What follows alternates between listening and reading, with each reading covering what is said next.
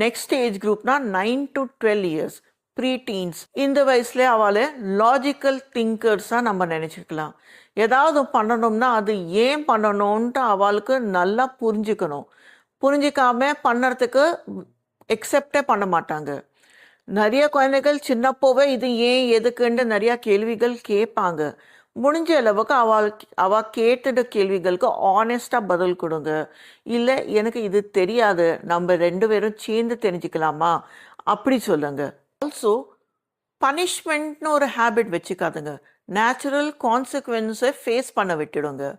For example, அவங்க ஏதோ sports ப்ராக்டிஸ்க்கு போகிறாங்க, கிட் மறந்துட்டாங்க, இல்லை அவளோட சாமான் சரியாக இடத்துல எடுத்து வைக்கல.